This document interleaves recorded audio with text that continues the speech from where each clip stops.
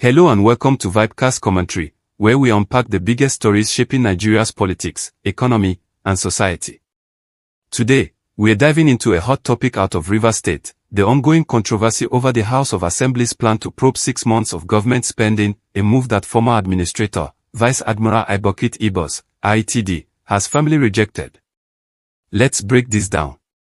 From March to August 2025, Rivers State reportedly received 254.37 billion Nigerian nairas in allocations from the Federation Accounts Allocation Committee, FAC. Now, here's the interesting part. Over half of this money, about 134 billion Nigerian nairas, came from oil derivation funds. The rest came from VAT, statutory allocations, and other federal sources. Given Rivers' wealth, you'd expect major infrastructure and social projects to be moving at full speed.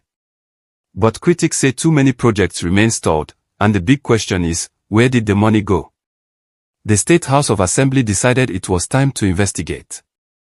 Lawmakers announced a probe into the government's finances during the period Ibas served as emergency administrator. But here's where the drama begins. Vice Admiral Ibas flat-out rejected the probe. In his response, he argued that the Assembly has no constitutional power to investigate him. Why?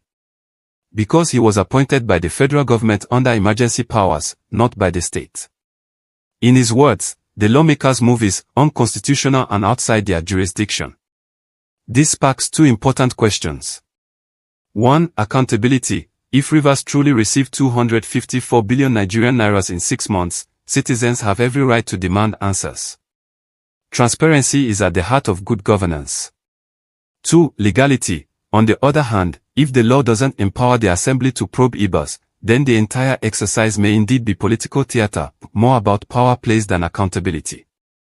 So, who's right? Is this a necessary check on public funds, or an overreach by politicians looking to score points? Beyond the probe itself, this case highlights deeper issues. Nigeria's dependence on oil. Rivers received over half of its allocation from oil derivation. What happens if oil revenue falls? Transparency culture. Nigerians often hear big numbers in FAC allocations, but rarely see equivalent impact in roads, schools, hospitals, or jobs. Political accountability. Too often, probes become tools of political revenge rather than genuine checks on governance. At the end of the day, this isn't just about Ibas, or even the Rivers Assembly. It's about us, the people. If 254 billion Nigerian nairas passed through the state in just 6 months, then citizens deserve clarity, results, and real development, not endless excuses or political back and forth. So, what do you think?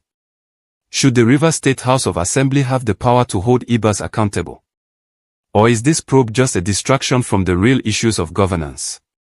Let's continue the conversation. Drop your thoughts in the comments, and don't forget to share this with someone who cares about transparency in Nigeria. This has been Vibecast Commentary. Until next time, stay informed, stay engaged, and never stop asking the hard questions.